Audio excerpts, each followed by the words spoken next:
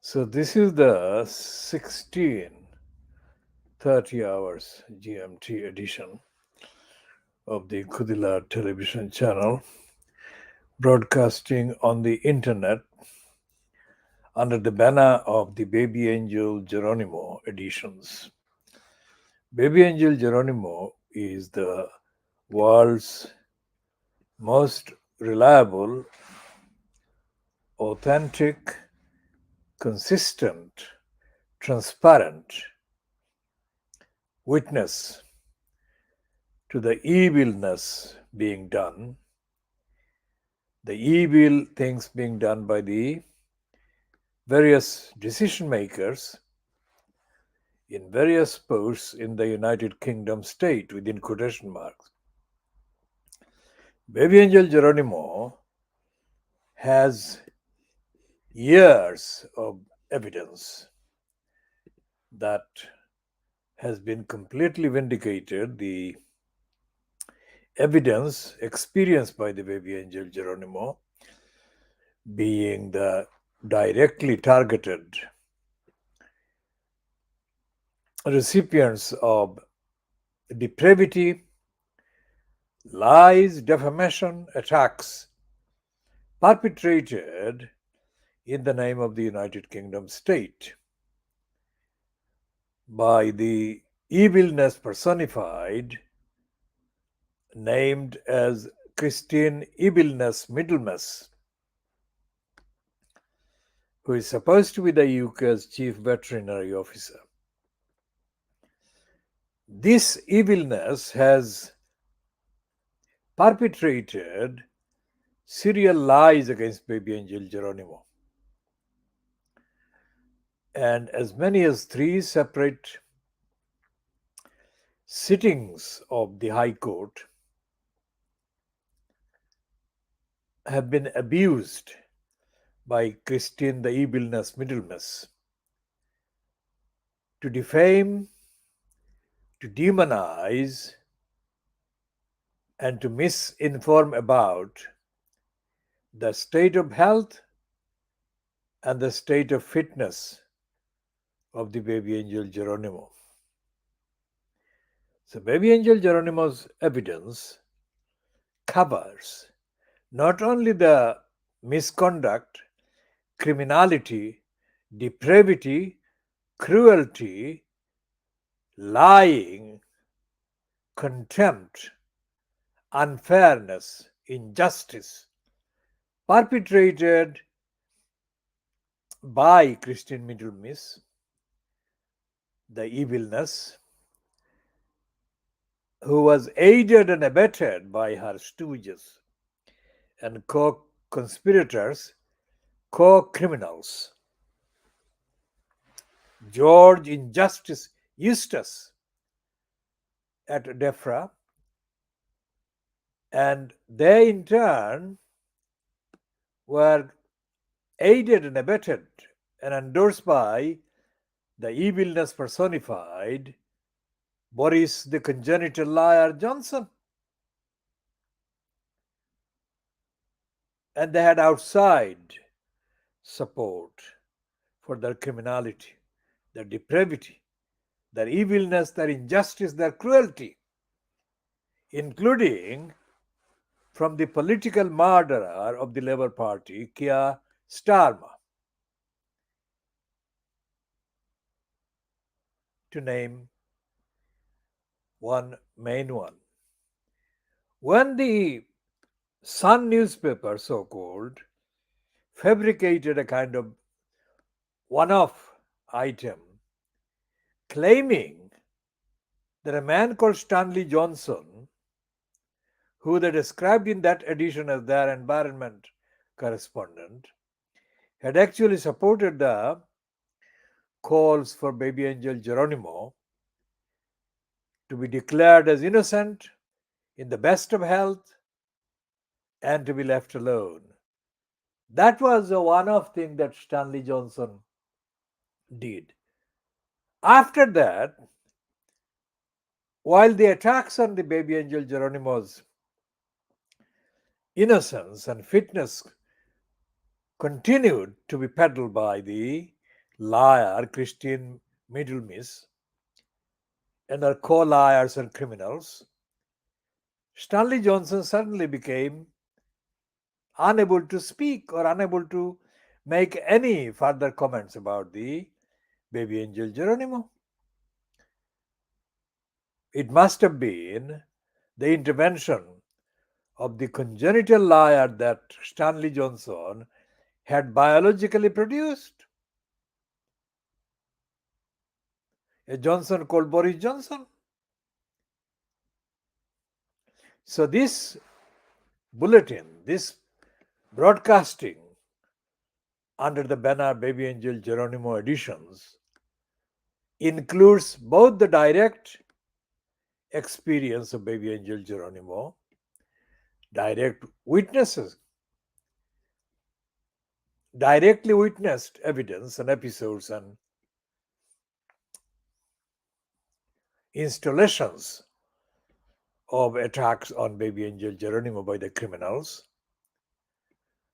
But the principles established in the very extensive and exclusive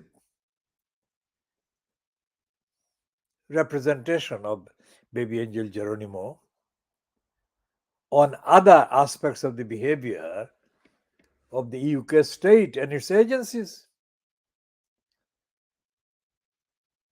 And for years now, all the criminals are getting fragmented, their images being fragmented, their lies being exposed on a daily basis, sometimes on an hourly basis. The evilness called Boris Johnson is out of number 10 Downing Street.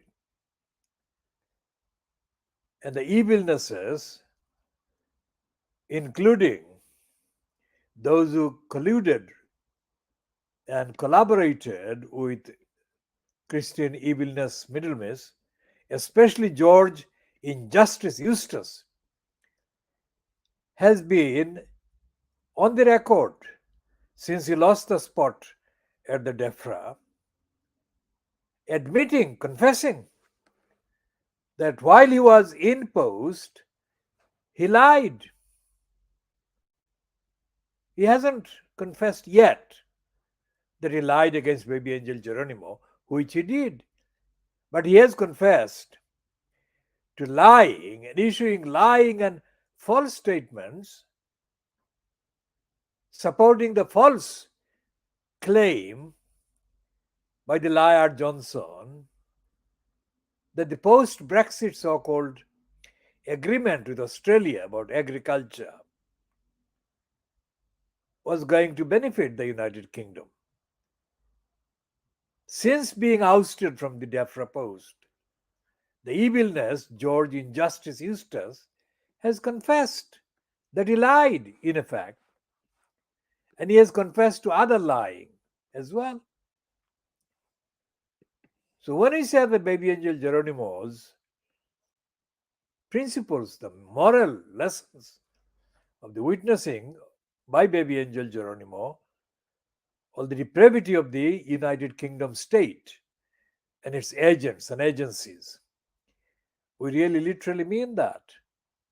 And I mean that in a unique way that is not applicable to any other witness anywhere on the face of the earth. So Baby Angel Geronimo, whom we love, and Baby Angel Geronimo, whom we absolutely uphold the principles of and the rights of, is the principal ethical moral leader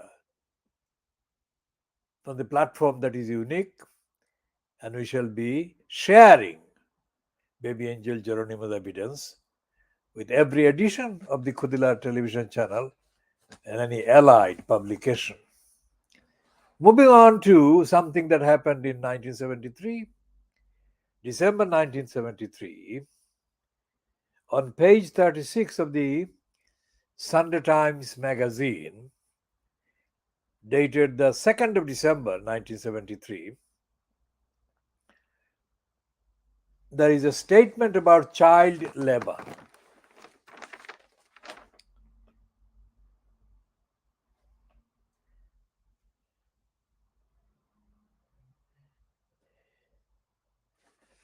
and I shall read that. It's a reference to Brick Lane, and anyone who is familiar with the Kudilar campaign would know that the Kudilar campaign was devised, created by me in December 2003 to defend the community in Brick Lane and the neighboring areas. So Brick Lane is central to the campaign called Kudila. Now that was 2003. So 2093 would have been 10 years. 2083 would be 20 years. And 1973 would be 30 years. 73 is starting, and then 83 is 10 years, 93 is 20 years, and 2003 is 30 years. So 30 years before the Kudilar campaign was founded by me, the Sunday Times, as we call it then, the color supplement, carried an item byline to a racist anti-Muslim criminal woman called Leslie Garner. The World Beyond the Curtains. And it was based on a targeted attack against the Bangladeshis, against the Siloti speaking Bangladeshi, based in and around Brick Lane, but not exclusively in Brick Lane, but Brick Lane was the headline topic. So on page 36 of that article, it says Spitalfields has done nothing but decay since the 19th century. The old houses still stand, sprouting ferns from cracks above rotting lintels. Push open any street door in the narrow grid of streets round Brick Lane, and the abrupt clatter of sewing machines reverberates from every landing. The dark stairs outside the sweatshop's doors are steep and often decaying, rubbish strewn. A stone sink echoing to the drip of a solitary tap stands in an unswept corner, and behind each door is a separate enterprise, one room in which up to a dozen Asians work hard, cutting, ironing, machining, ankle deep in drifts of wool, loose threads, fabric clippings, dust. All day long, the surge and the flow of the machines is a bass note to the tremolo of Indian music on the gramophone. And on the wall, posters of last week's Indian film, a coy heroine draped in sugar colors. The sweatshops, the traditional Eastern trade, have largely been taken over from the Jews by this new wave of immigrants. As a Bengali succeeds in establishing his own business, he can then offer jobs to relatives, to people from his village, to their children. Yes, children. Among the many laws that must be being broken in the sweatshops, health, fire, the most shocking to a European is the sight of a 12-year-old child seated behind a machine in the noise and confusion of the factories. A picture intensified by the Victorian character of the sweatshops themselves. The maelstrom of industry in the broken down houses, the workers in long aprons, the view where there are windows of squalid backyards, broken chimneys. Now, this is something that is written in the sense, in the knowledge, in the awareness on the part of the writer that she is immune. And not only she is immune from any factual analysis or rigorous challenge to the authenticity and accuracy of what she has written, but she is immune from any audacious attempt by anyone who has the courage to challenge her. Now, that was in 1973. That was published on the 2nd of December 1973. And it is now just under 50 years. In December, it will be 50 years. Now, today, that is Wednesday, the 26th of April, 2023, the current UK Home Secretary, that is Interior Minister, to those who are not familiar with the English British vocabulary,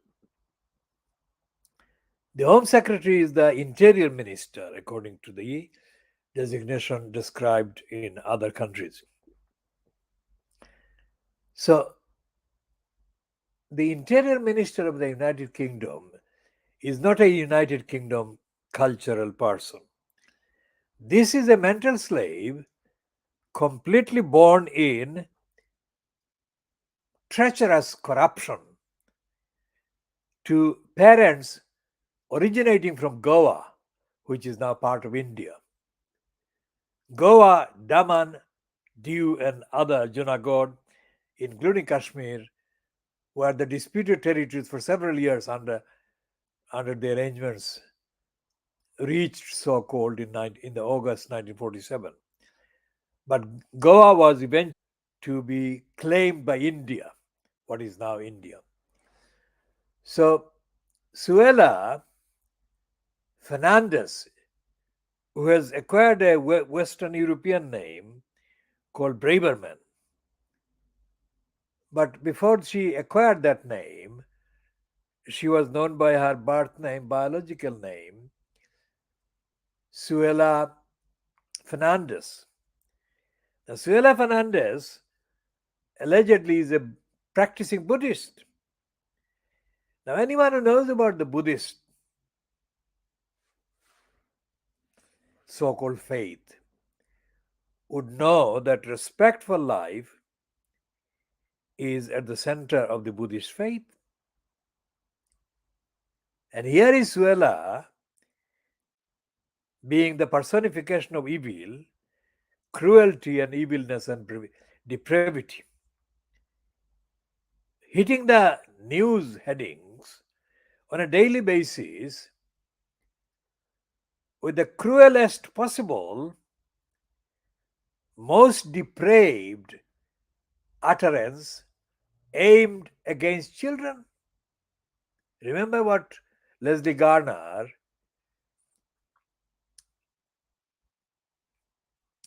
corruptly claimed to be her concern. Use of a 12-year-old boy breaking so many laws by the Bengalis in Brick Lane in the 1970s. That is what Leslie Garner claimed.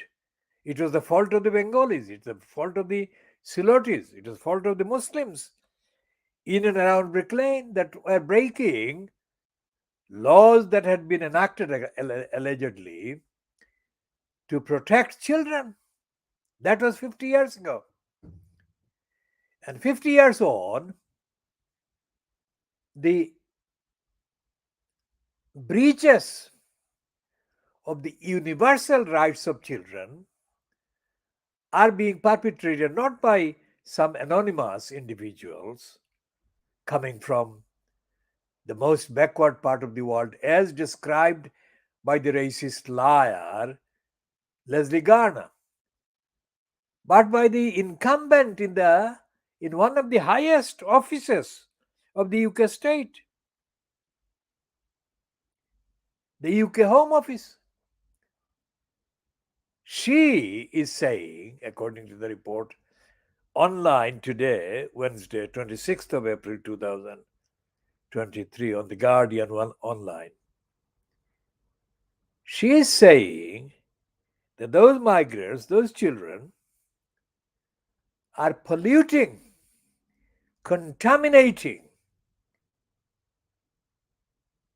the divine values that British values are. Remember the row with Gary Lineker. Gary Lineker had only modestly, very cautiously expressed concern that the language being used by the likes of Suella Ivila was the language that was reminiscent of the language used by the Nazis in the 1930s Germany. Now, that was a few weeks ago. Now, the language being used since then, since the row around Gary Lineker's use of the language, and used by not just a stranger, but by the person at the center of the ongoing legislative move about migration. And that language is exceeding in depravity and cruelty and lack of compassion the language used by the Nazis in the 1930s. It wasn't similar to the Nazis. It is worse than the Nazis. Now, let's check just to fact check on what I've just said, whether what I've said is accurate. Let's check the Nazis' language.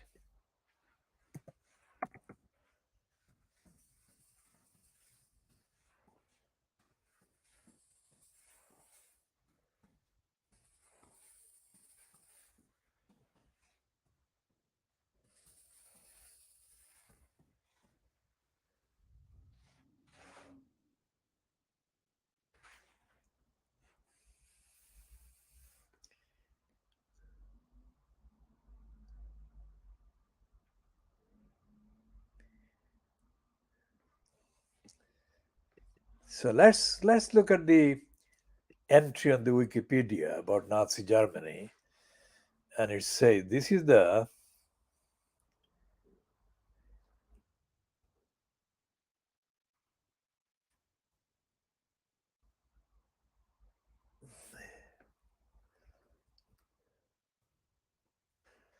there are three stages: German Reich, Greater German Reich. So that's 1933 to 1943, 1943 to 45, and 1933 to 45. And they've got the flags and the emblem and the anthems.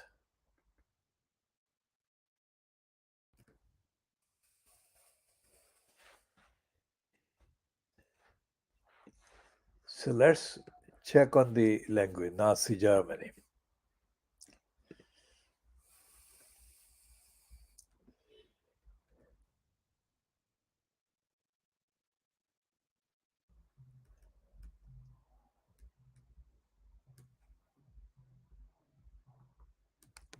Nazi Germany, officially known as the German Reich, from 1933 until 1943, and the Greater German Reich from 1943 to 1945, was the German state between 1933 and 1945, when Adolf Hitler and the Nazi Party controlled the country, transforming it into a dictatorship.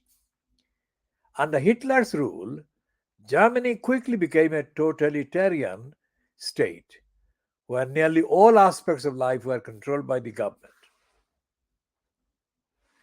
The Third Reich, meaning the Third Realm or the Third Empire, alluded to the Nazi claim that Nazi Germany was the successor to the early Holy Roman Empire, 800 to 1806, and German Empire, 1871 to 1918.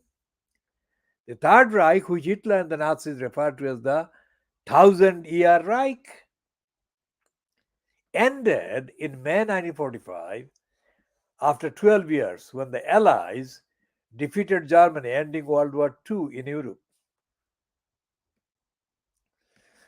The Nazi Party became the largest party in parliament following July 1932 German federal election, but it did not hold a majority. Hitler refused to participate in a coalition government unless he was its leader. By the constitution of the Weimar Republic, in those circumstances, the Chancellor of Germany, the head of government, could be appointed by the president and the head of state. Paul von Hindenburg, who subsequently appointed Hitler to the office on 30th of January 1933 on behest of right-wing politicians and industrialists. Early into Hitler's chancellorship, the Reichstag building caught fire, which his government responded to by passing the Reichstag Fire Decree. Now, notice the excuse they used for that fire, or that fire was used as an excuse. So it could have been deliberately set by the Nazis, leading to the suppression of civil liberties and mass arrests of political opponents. On 23rd of March 1933, the Enabling Act was passed to give Hitler's government the power to make and enforce laws without the involvement of the Reichstag or president. The Nazi Party then began to eliminate all political opposition and consolidate its power. Hindenburg died on 2nd of August 1934, and Hitler became dictator of Germany by merging the offices and powers of the chancellery and the presidency. A national referendum held on the 19th of August 1934 confirmed Hitler as the sole Führer, leader of Germany. All power was centralized in Hitler's person, and his word became the highest law. So let's check on the language, that because this entry is quite long. So if we read all of it, it will take more time than it should. So let's see the Nazi German language.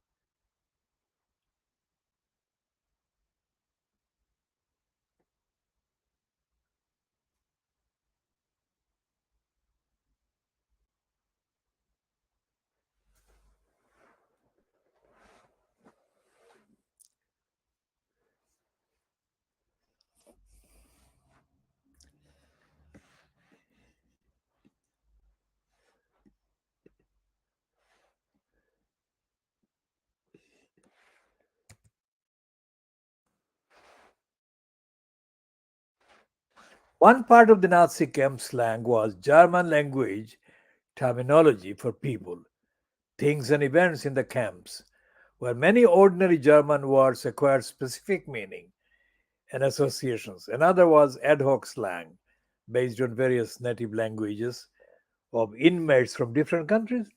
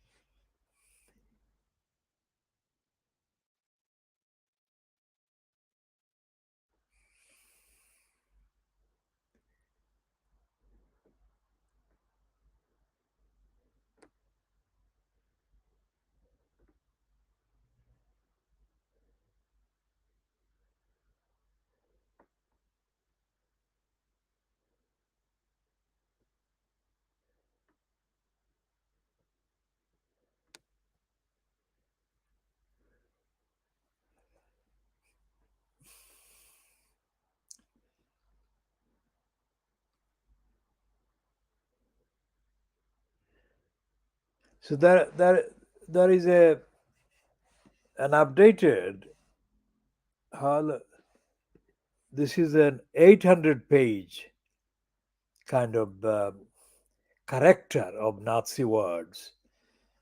I mean, this is to show that the words that the Nazis used, the phrases the Nazis used, are still capable of being used by people who are not careful and not fully aware of their implications and meanings. So it can be a trap. People can intentionally not use Nazi words, but unintentionally they can get into traps of being found to have used Nazi words without meaning to use Nazi words. So, to help people avoid those traps, there is a thing called Beware of Nazi Words. It's a new 800-page dictionary highlighting phrases Germans would do best to avoid. And there is a whole, obviously, 800 page is a significant number of length of long pages. What there is that before they carried out the actual genocide and the massacres of the concentration camps and the Holocaust, the Nazis prepared the population by targeting people like the Jews and others that they were targeting for elimination, extermination, and they demonized those people. First of all, there is no basis, there is absolutely no basis in any society or in any country to demonize people based on their faith or their ethnicity or whatever. But Nazi Germany particularly targeted the Jewish people, for example, because of the number. The number of the people targeted by the Nazis for dehumanization, the number was very high when the target was the Jewish faith or the Jewish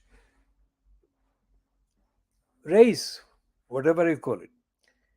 And what Suella Braverman is doing, Suella Fernandez is doing, is targeting the children, the women, and the adults who are fleeing their countries in order to find refuge, safety, because the countries they're fleeing are in turmoil and they are not safe there.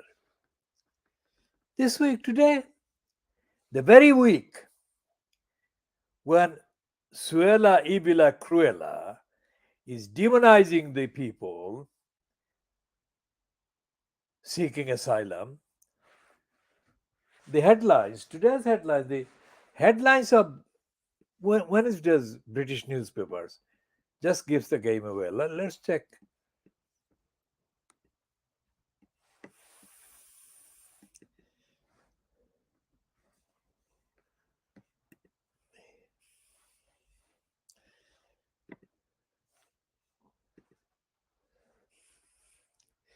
Now, the headline on the Sky News item that has come up just now, it's anarchy. Anyone can rob or shoot you. Britons describe trying to get to airfield as first plane arrives in UK, and this is under Sudan latest.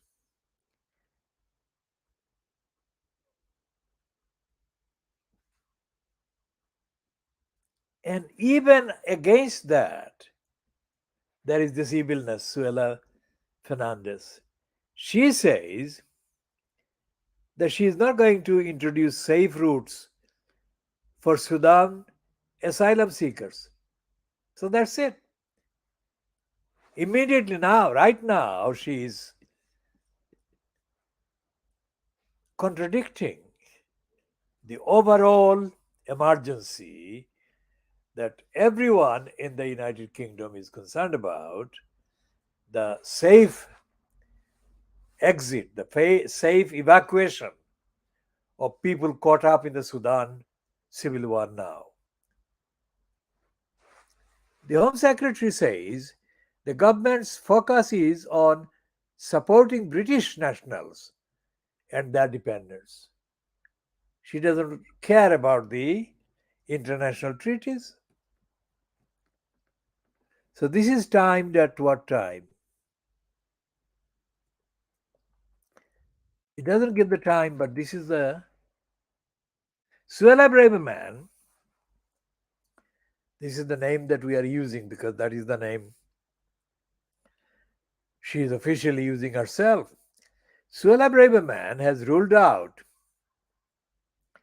introducing a safe and legal route for asylum seekers in Sudan to seek refuge in the UK.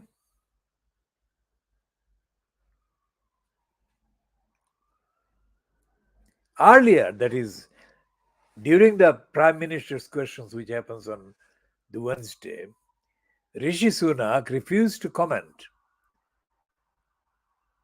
Now, read that again. Earlier, Rishi Sunak refused to commit to such a route. When pressed by the SNP's Westminster leader, Stephen Flynn, during Prime Minister's questions, asked whether the United Kingdom was going to start looking at safe routes for refugees from Sudan, Suella Ibilnes replied, "We have no plans to do that." And then she says, "Our focus, first and foremost, right now, and bearing in mind this is a fast moving situation and a complex situation, is to support British nationals and their dependents." But even that is a lie. Why? Because as the Guardian has been reporting, British nationals who are not white are being discriminated against, as we have covered in the tweets. At least 300 UK citizens have been removed from Sudan with the first plane load leading to British soil landing. Sorry, read that again, that paragraph.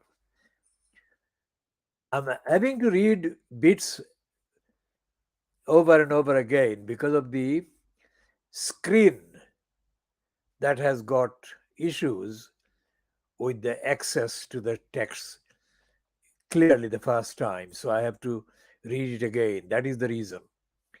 At least 300 UK citizens have been removed from Sudan with the first plane load returning to British soil this afternoon after exiting the African nation via Cyprus. A shaky ceasefire is currently in place in Sudan as people seek to flee violence, which has left at least 459 people dead, according to the World Health Organization. Although this figure is expected to rise, of course it will rise.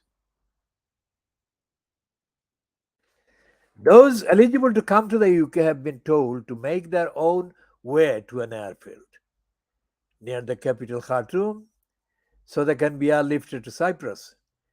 But there are concerns some may have to travel hundreds of miles to the coast if the threats of peace sever. And the question is, what's happening in Sudan? The potential for a humanitarian crisis, the World Health Organization reckons only 16% of the country's medical facilities are functioning. 16% are functioning, 84% not functioning, has led to calls for the United Kingdom to open up routes to asylum seekers.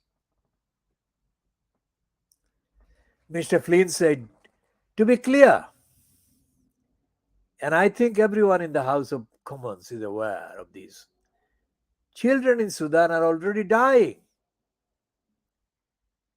He called for more humanity in the debate from all sides, and then asked if it was the government's plan to detain and report a child refugee who flees Sudan and comes to the United Kingdom. Question mark. Now, Flynn has got his fingers right on the issue. Now, remember, we are going back to December 1973, and the evilness called Leslie Garner. The racist evilness called Leslie Garner is adamantly using the term European. Among the many laws that must be being broken by the Bangladeshis in the sweatshops in Brick Lane, health, fire, she names only two. The most shocking to a European, to a European, is the sight of a 12-year-old child seated behind a machine in the noise and confusion of the factories. A picture intensified by the Victorian character. How the fuck? And here is Suella Ivila replying to this SNP's leader at Westminster, Mr. Flynn, the MP, refusing. He called this, Mr. Flynn called for more humanity in the debate from all sides, and then asked if it was the government's plan to detain and deport a child refugee who flees Sudan and comes to the United Kingdom. Now, Sunak said the UK has invested almost £250,000 in humanitarian support in Sudan in the past 5 years. Now, that fucking shitbag, that is irrelevant, you fucking cunt. The past 5 years is totally irrelevant. The past 5 years have been critical, crisis ridden, the Sudanese society, but this is civil war that has only broken out in the last week.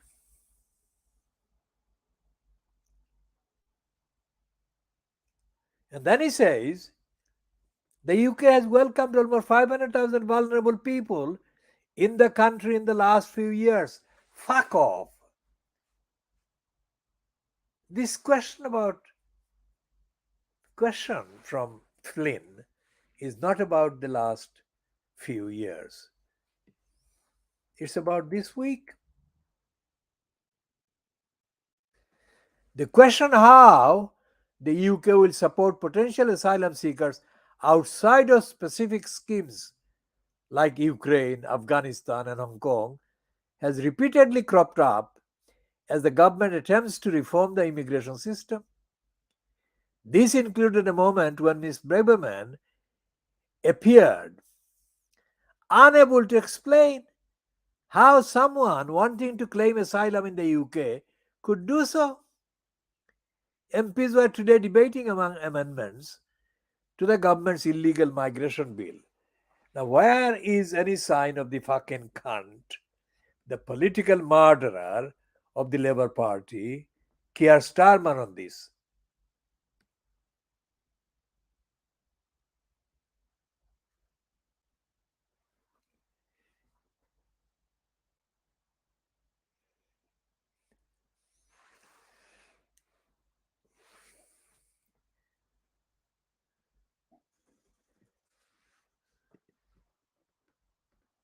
Now, this is today's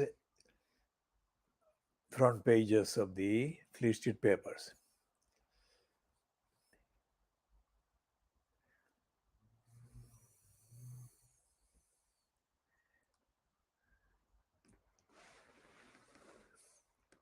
Now, the I newspaper says on its front page, the UK troops ready to use force in Khartoum. But they're not talking about ready to use force to evacuate children.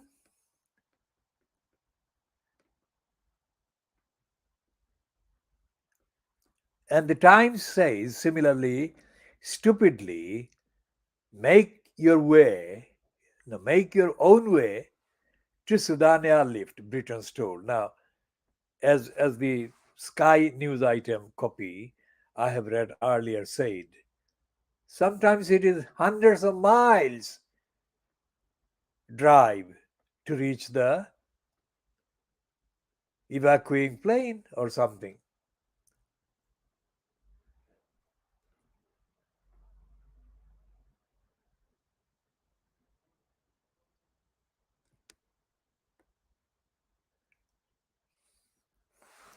Now, going back to Leslie Garner, today's Daily Mail has run the story with the heading Fury as £190,000 a year bank chief tells the rest of us, you need to accept you are poorer. So, where the fuck is Leslie Garner, the fucking racist cunt?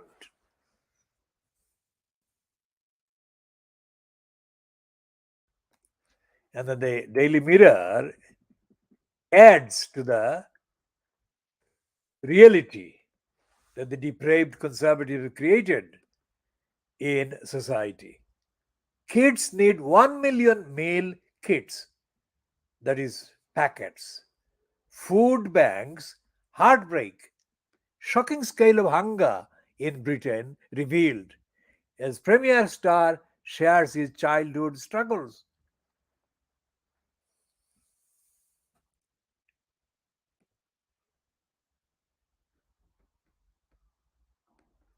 And there is this independent that is published only online, which has got the two items on the front page. One is the royal family, that is William, paying the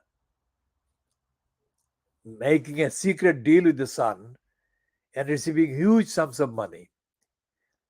And the second one, which is on the top of that, is escape from Khartoum. First, Britons are airlifted to safety as they are told to rush to airfield for rescue from war zone.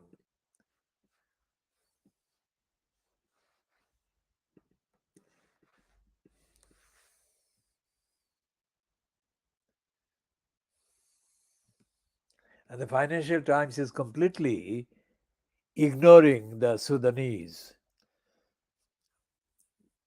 emergency, leading instead Joe Biden asking for time to finish the job with a second term in White House. Now, all the opinions that are published in British outlets about Joe Biden's second attempt or this attempt to have a second chance, the opinion seems to be against Joe Biden doing that. Now, I detect that there is an agenda somewhere to discourage Joe Biden from standing again. Quite what that is not clear to me because not enough sources have been disclosed in the story. But one thing is certain, that the British opinion or the opinion expressed in British mainstream media about Joe Biden trying the candidacy for the Democrats for the White House is that he should not be doing that. So back to the Metro, which has the front page. Run for your lives. Crisis in Sudan. British mom's frightening getaway.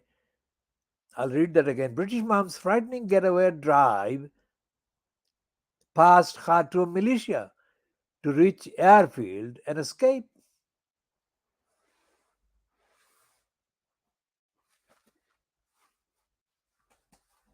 So where is she doing that? I've got the print edition or the hard copy of the Metro, and it says on pages 4 and 5. But let's read the front page, which is Run for Your Lives, which is the main topic, main splash on page 1. Is the piece by Craig Monroe. The first plane load of British or Brits evacuated from Sudan has landed in Cyprus hours after they were told to dash unescorted through its embattled capital to an airstrip. A tweet from the government told them to grab passports and travel to the location as soon as possible. A rapid U turn on advice a day earlier not to go outdoors. The RAF C 130 Hercules transport plane took around 100 people from Wadi Saidna airfield near Khartoum. Two more flights were due out last night, and Prime Minister Rishi Sunak promised many more today during an unpredictable 72-hour ceasefire. We now have, so that is the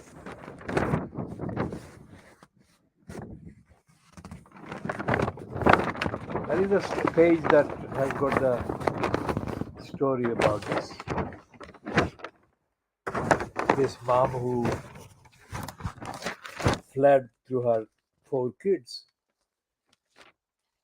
We now have over 100 people on the ground in Sudan, he said. The first flight has already left with British nationals. Now, what this reminds of is what happened in 2021 when the Americans evacuated their nationals and the British were left to follow suit.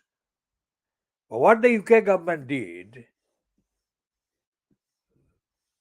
under the frontage of Boris Johnson at number 10 Downing Street was to evacuate only white people. The Afghans who had suffered the maximum sacrifice and casualties to defend the British colonial presence of 20 years plus were abandoned. The same thing is happening here in Sudan, and this is not a one-off thing.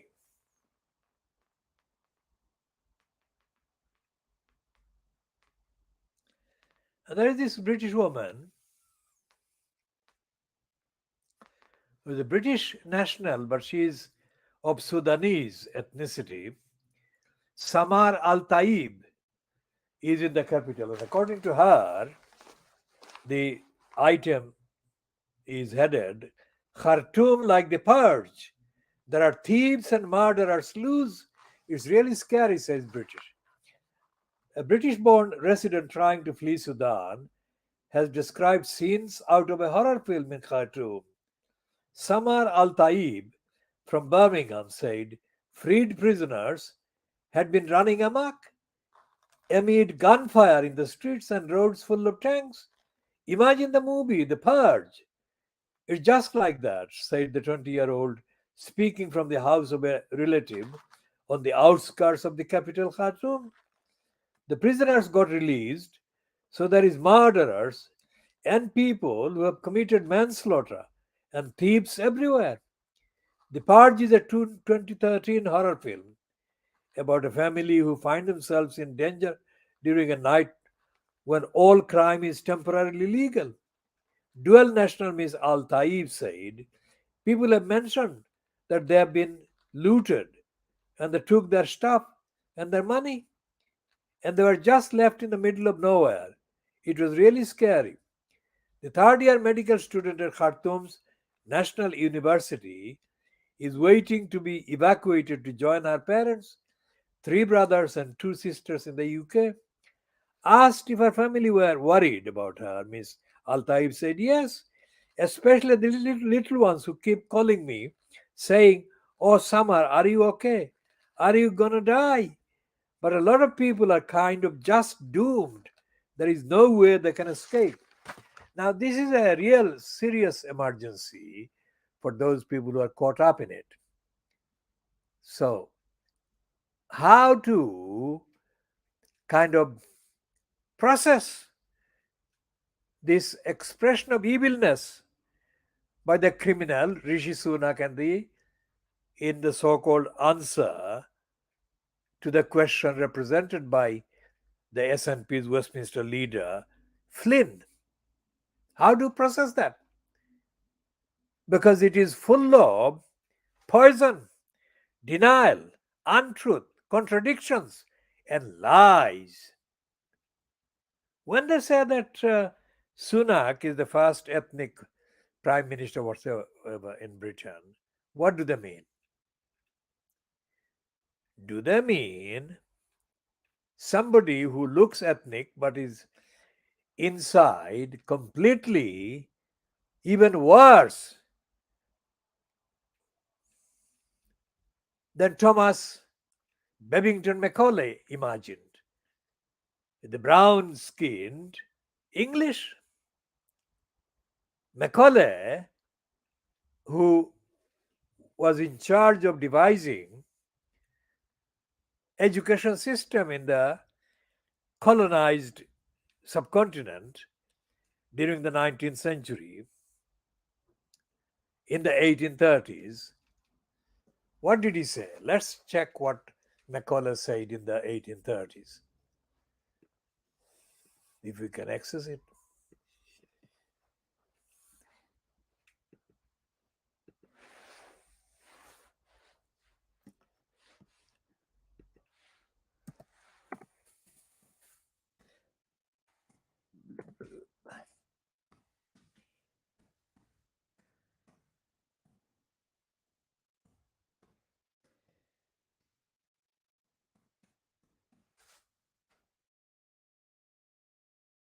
So this was headed and is still headed, minute by the Honorable T.B. Macaulay, dated the 2nd of February 1835. So let's see what the fucker is saying. This fucking racist cunt. Did he even imagine that he would come across two specimens of the worst possible Indian as he devised the plot? He could not have imagined. He could not have imagined, he could have only dreamt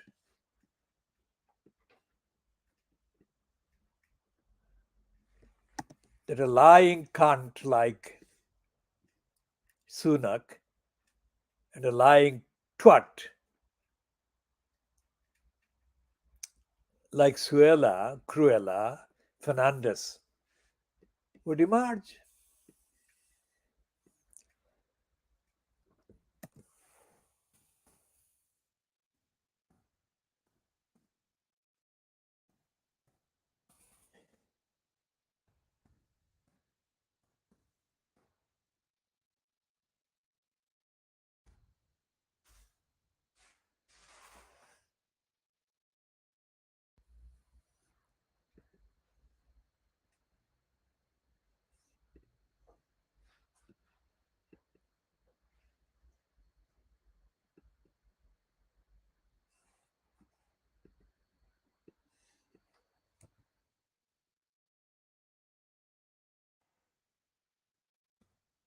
I'm looking for the actual words used by the cunt Macaulay. I'll bring that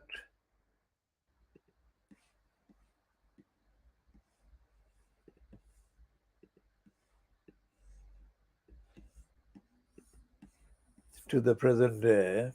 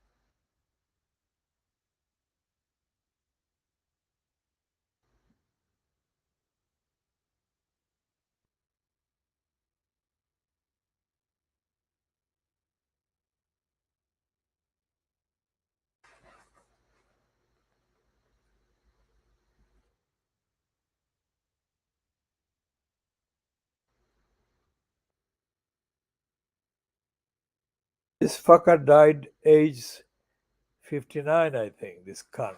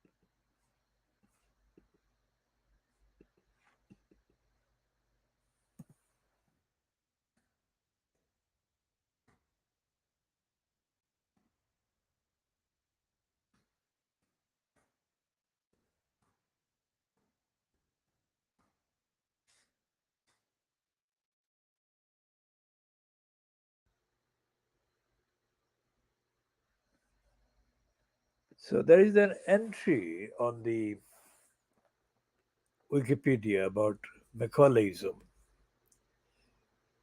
It says Thomas Babington Macaulay was born in Leicestershire,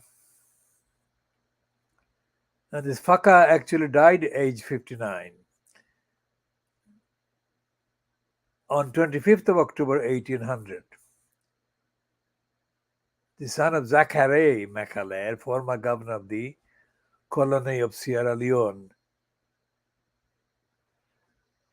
And it says curiously, anti-slavery activist.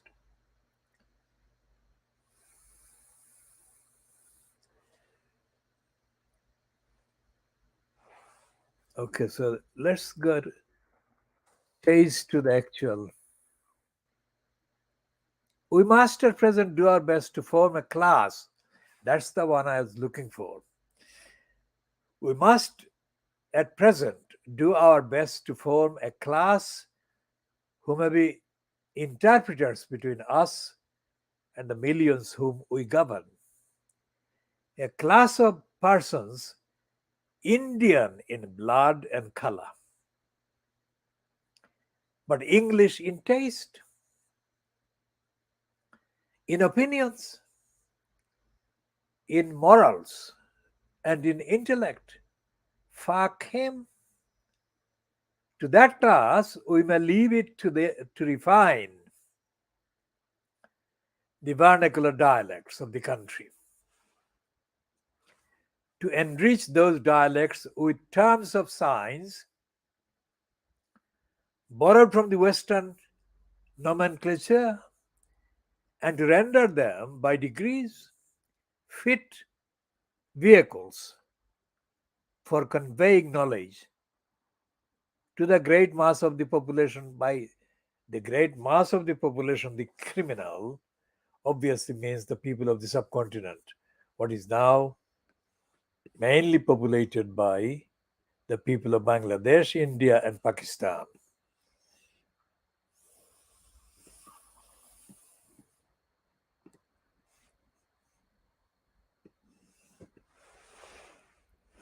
So, what we have is a class of people, and Indian in blood and color, but English in taste. Now, of course, that is such a loaded, totally poisonously corrupt sentence that more than one edition of this broadcast will be needed, and we shall be continuing in essay form across several editions in the coming days and weeks, depending on the availability of the platform for us to do the broadcast. The behavior of Suella Ibila Cruella and Rishi Sunak is taking place at a time when Well,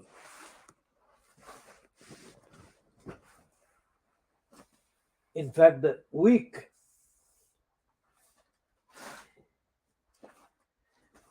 when the political murderer of the Labour Party, the criminal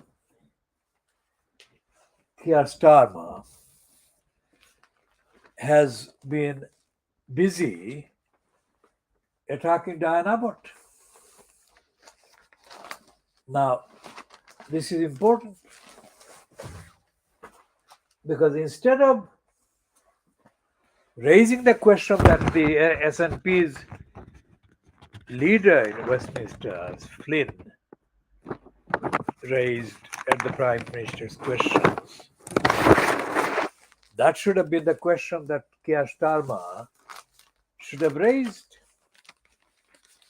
Instead of that, Keir Starmer stayed clear away from the issue that is the most explosive at present.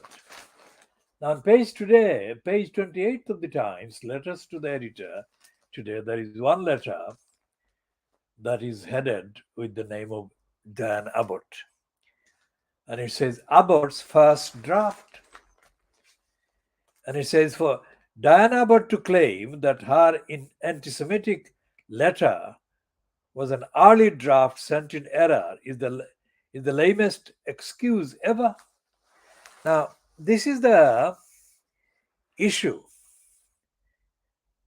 Did Diane Abbott commit an anti-Semitic crime by sending whatever the form, whatever the stage of our letter was, whether it was a draft 1, draft 2, or final, it doesn't matter. Substantially, she remained consistent with her various drafts. Let's assume there were several drafts. And the main point that Diane Abbott made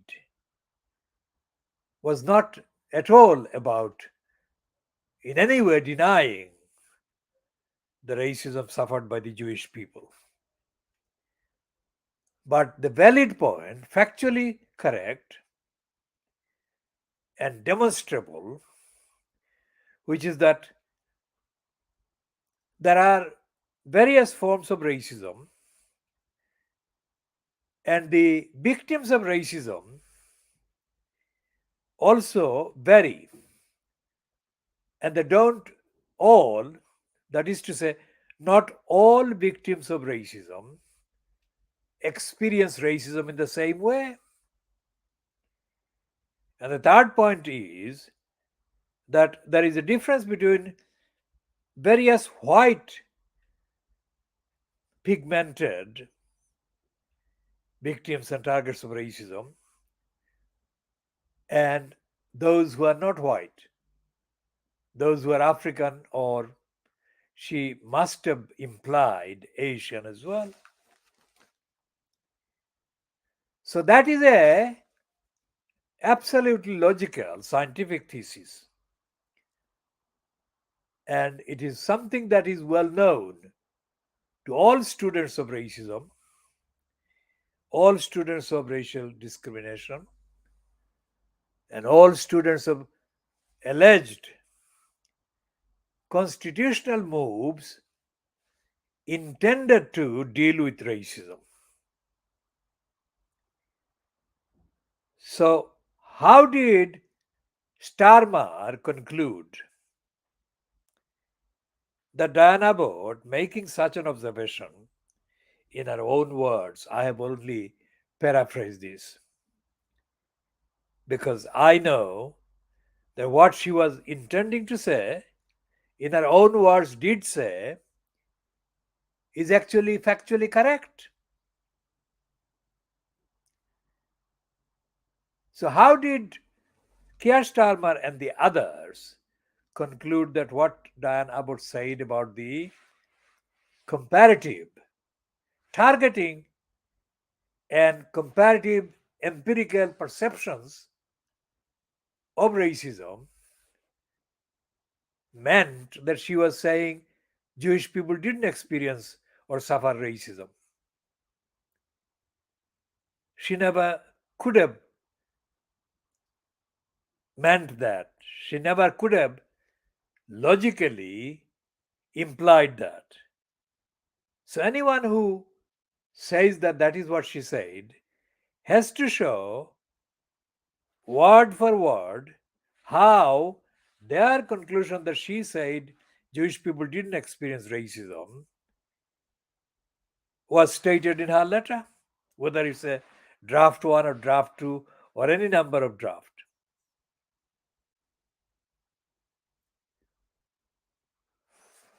Now, this letter is written by somebody called Crick in Staffordshire, in Woolstonton in Staffordshire in England. In the second of the two paragraph letter, this letter writer Jeremy Crick says about Diana Abbott that her behavior is such an appalling episode that Sir Keir Starmer can never claim to have rooted out anti Semitism within the Labour Party. And he makes the long, big claim so long as Diane Abbott remains a Labour MP. Well, that is stupid. And I'll come to Suella Braverman and Robert Jenkins today. Both of them said, and let's go back to what they said, and then mix the three together and see where the racism is.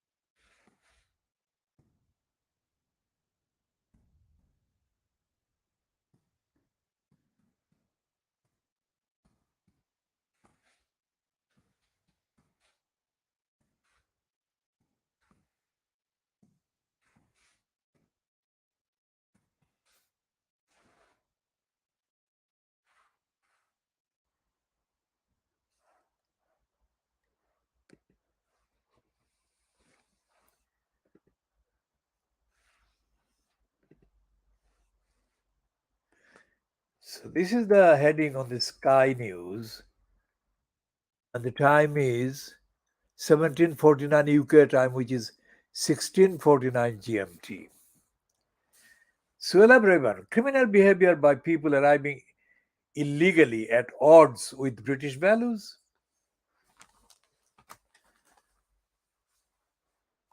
The Home Secretary claims criminality is very closely linked to people coming to the UK on small boats, with many getting involved in drugs, violence, and prostitution.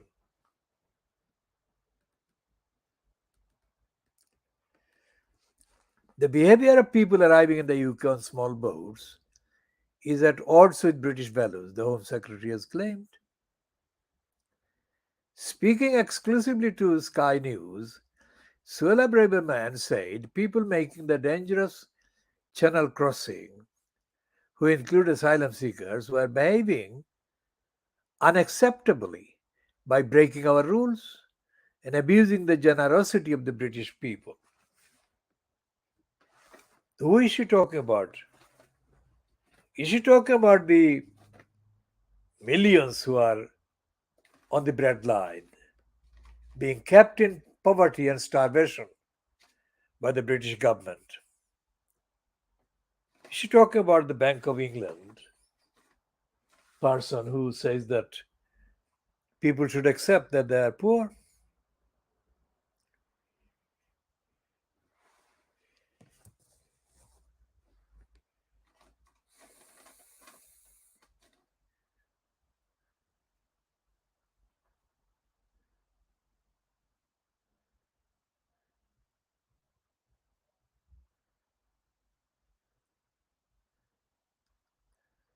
Now, all of this is against named people, she's saying. And she's saying this as a racist thing based on those people's ethnicity, race, religion, and country. This is far more stark a case of targeted racist comments than anything that Diana Borsleta could have carried or did carry. So is Rishi Sunak going to expel Suella Cruella Ibila from the Conservative Party? Is she going to take away the whip, as they say, from Braverman? Most certainly not. He is aiding her, colluding with her, collaborating with her. But that is the stark reality. So we shall be ending this 1 hour and 18 minutes long broadcast at this time, which is 17:47 hours GMT on Wednesday, the 26th of April 2023. And I shall continue in the essay form, diagnosing, examining, item by item, word for word, everything that is involved in this corruption.